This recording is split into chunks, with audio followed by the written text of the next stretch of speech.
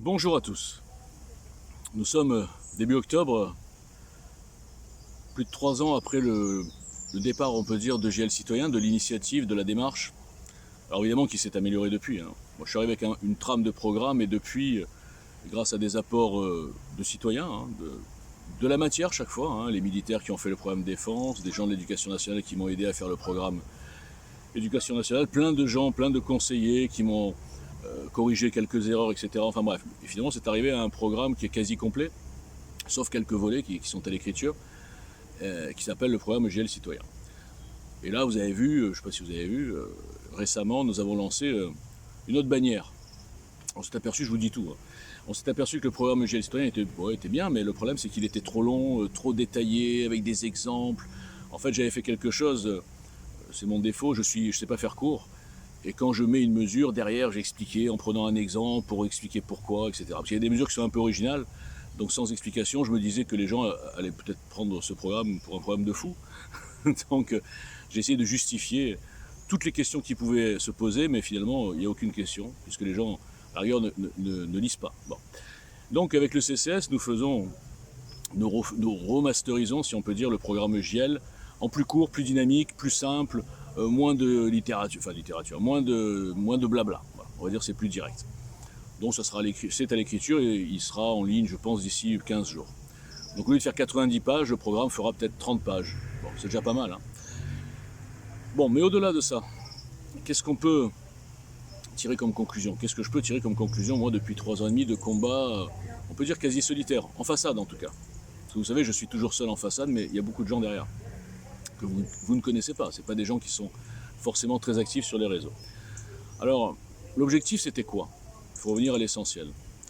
L'objectif, c'est de me dire, je ne suis pas le seul à en avoir marre des politiciens, des partis, de la fausse humilité, de l'hypocrisie, des promesses de campagne, des éléments de langage, des petits arrangements entre amis, des réflexes de carriéristes, c'est-à-dire qu'ils ne sont plus du tout en mission pour la nation, mais ils sont là en train de gérer leur carrière. Je suis député, je suis bien dans ce parti, enfin bref.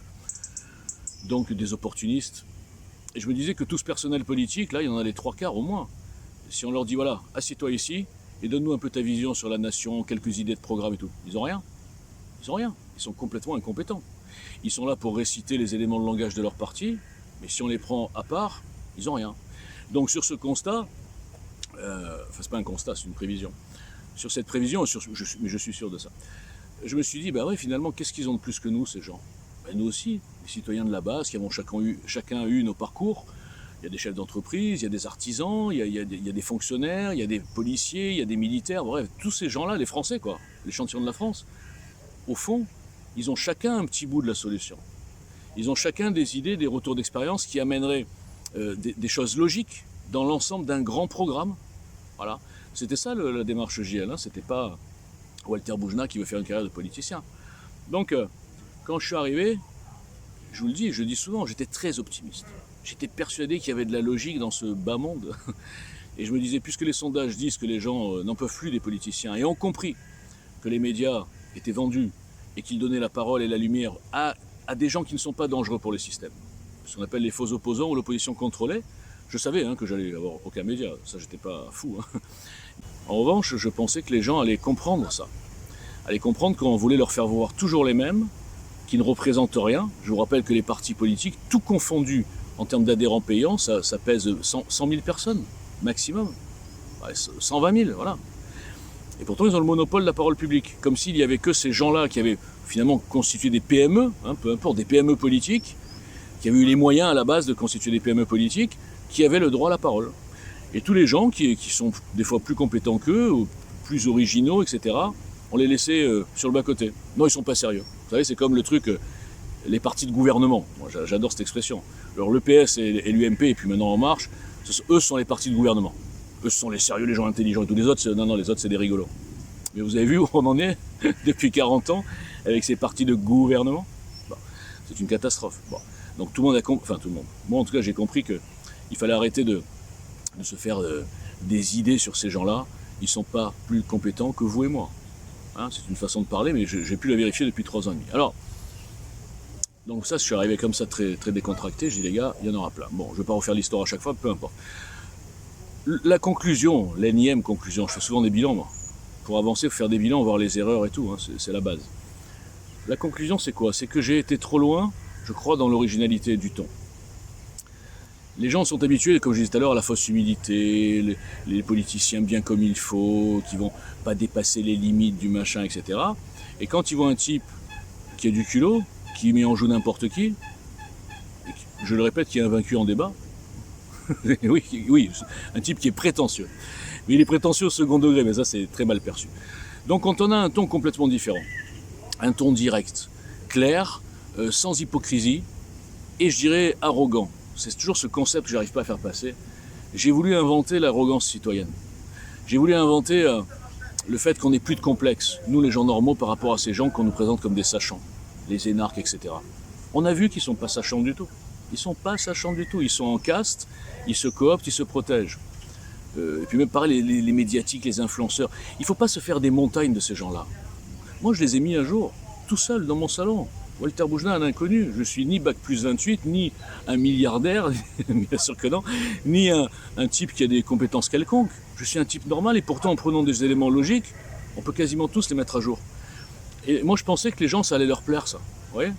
Je me suis dit peut-être que les gens vont dire ah il y a quelqu'un comme nous, il parle pour nous, on va l'aider et on va construire un mouvement populaire mais construit, c'est-à-dire pas des incantations comme il y a des fois des groupes citoyens qui partent un peu en vrille. Non, parce que là il y a un programme construit, réfléchi, chiffré. Alors les chiffres sont plus à jour évidemment, ça date d'il y a 3 ans mais bon, chiffré avec un business plan, un prévisionnel. Personne ne fait ça chez les citoyens. J'étais le seul. Et au lieu de m'amener des gens justement qui comprennent que oui on peut faire des choses sérieuses en étant simplement un citoyen, j'ai eu un rejet. Un rejet parce que les citoyens finalement qu'est-ce qu'ils préfèrent? Ben, je vais vous le dire, hein. Comme dirait Sarkozy, les Français qu'est-ce qu'ils veulent? Ben, je vais vous le dire. Il y a d'un côté ceux qui veulent des gens bien comme il faut et qui confondent sérieux avec compétence et qui pensent qu'on ne peut pas être tout à fait détendu et même des fois léger et même des fois partir un peu dans quelques délires tout en ayant derrière quelque chose d'hyper sérieux et incassable sur le sérieux. Et puis, ils aiment bien ces gens-là, donc c'est les politiciens, voilà. Cravate, machin, etc. Ah oui, voilà, ça c'est des gens sérieux. C'est dommage qu'ils se... Bon bref. Et puis il y a les autres. Les autres qui considèrent que si un citoyen il fait un truc sérieux, c'est plus un citoyen, c'est un politicien. Donc ils préféreront des gens qui n'ont rien fait, mais qui gueulent toute la journée en disant oui, on va tuer celui-là, machin, les politiciens, et voilà, des incantations, des appels presque à la haine, etc. Face au système, anti-système, et, bon, voilà. Et là ils adorent ça. Donc ces gens-là, ils leur donnent de la visibilité. Ça devient donc ces gens-là des starlets de réseaux sociaux, qui font des face-cam où ils gueulent sur tout le monde, mais ils ont du volume. Les gens derrière, ils commandent, ouais, t'as raison, vas-y, machin. Et là, qu'est-ce que ça donne? Le système, les médiatiques, qu'est-ce qu'il se dit? Ah bah tiens, on va donner la parole à ceux-là. Mais le problème, c'est qu'ils ne voient pas le piège. Pourquoi ils donnent la parole à ceux-là et pas à celui-là? C'est-à-dire celui-là, le genre comme JL, quoi. Parce que ceux-là, qu'est-ce qu'ils vont donner comme impression à la télé? Non pas devant des gens sur les réseaux sociaux déchaînés, mais devant les Français entiers, les téléspectateurs. Ils vont donner l'impression, bah, vous voyez, les citoyens, c'est que des déchaînés, des extrémistes, ils ne sont pas capables de faire quoi que ce soit. Il vaut mieux qu'on reste avec notre classe politique bien comme il faut et sérieuse. Donc, comme je suis ni d'un côté, ni d'une classe, pardon, je ne suis ni de ces gens-là, des starlets de réseaux sociaux, ni du politicien sérieux qui n'a pas d'idée du tout, qui récite, mais qu'on considère comme sérieux et compétent, et que je suis, et puis la démarche globalement EJL est exactement au milieu, eh ben, il n'y a pas de place. Il n'y a pas de place pour un mouvement EJL, pour un mouvement de ce type. Et je dirais même mieux, il n'y a même pas de place pour un type comme moi, parce que je ne suis pas catalogable.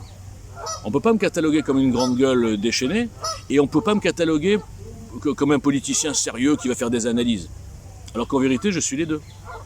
Je suis devant mes vidéos, on voit que je suis les deux en fonction. Des fois, je suis en costume cravate, je fais une analyse des élections américaines avant, je prévois ce qui va se passer, et puis le lendemain, je gueule sur n'importe quoi, comme aujourd'hui. Enfin, aujourd'hui, je gueule pas, mais voilà. Donc en fait, il faut se rendre à l'évidence, c'est une erreur. J'ai fait une erreur parce que j'ai pas raisonné comme un business. J'aurais dû d'ailleurs. En raisonnant comme un business, j'aurais fait une étude de marché plus précise et j'aurais mieux ciblé. Le problème, c'est que pour moi, la politique, c'est pas un business. Le business, j'en ai fait, hein. J'en ai raté plein, mais j'en ai tenté plein. Et donc la politique, c'est pas un business. La politique, moi je croyais que je comptais sur la logique des gens, sur le cœur des gens, sur la lucidité des gens, et sur l'envie de révolte des gens. Mais pas de révolte désordonnée, de révolte constructive. Je comptais sur tout ça, et alors pourquoi... et ça s'est pas fait. Et alors maintenant, pourquoi les gens croient que je suis seul? Depuis 3 ans, toujours, les gens, comme ils n'ont pas d'argument sur les débats que je lance, on me dit « Ouais, de toute façon, tu pèses rien, regarde, t'as 30 vues sur ta chaîne. » Ou t'es tout seul, t'as pas de retweet sur Twitter ou de like sur Facebook. C'est leur seul argument.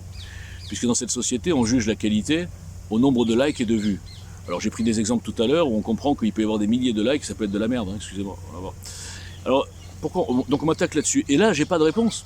Parce que autant en débat argumenté sur n'importe quel... Enfin, non, pas n'importe quel sujet. Sur plein de sujets, je suis incassable, parce que quand j'affirme un truc, j'ai déjà derrière 25 arguments qui sont prêts à l'emploi. Et donc voilà, c'est prétentieux, mais je le dis. Mais en revanche, face à ça, je n'ai pas d'argument. Quand on me dit ça, qu'est-ce que je peux répondre?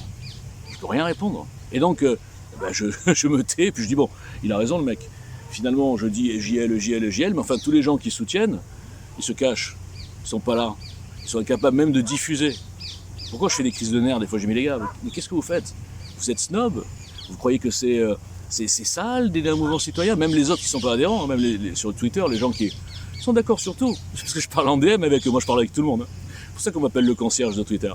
Ils sont d'accord, mais ils n'arrivent pas à diffuser. Ils veulent pas se mouiller. Ils veulent pas perdre des followers. Enfin, moi, j'ai raconté 100 fois cette histoire. Donc aujourd'hui, qu'est-ce qu'on peut se dire?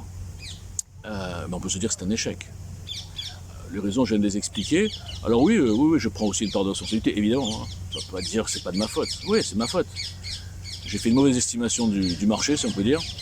Et puis j'ai peut-être un sens de l'humour, ou une autodérision, ou une arrogance qui les gens perçoivent pas. Juste l'anecdote, après je finis. Des fois, je me surnomme Moses. Vous savez, c'est ma plaisanterie habituelle. 50% Moïse, 50% Jésus. Il y a des gens qui le prennent au sérieux. J'en ai plein qui... Ouais, genre, lui parle pas, celui-là, il se prend pour Moïse. Bon. Donc, quand vous voyez ça, vous dites, c'est pas possible. Quoi. Je veux dire, si on comprend pas le second degré et l'humour, où on va, quoi. Moi, j'ai toujours dit que la victoire viendrait, non pas en chantant, un petit peu... Oui, je chante aussi. Viendrait en chantant, mais avec l'enthousiasme. L'arrogance, mais l'arrogance sympathique. L'humour, l'ironie. Ridiculiser ses adversaires. Qu'est-ce que je fais? Moi, je prends les concepts idéologiques des gauchistes, là. Je me moque, avec des exemples concrets. Il faut pas être tendu. Même si des fois je suis un peu énervé, il ne faut pas être tendu, il faut être détendu.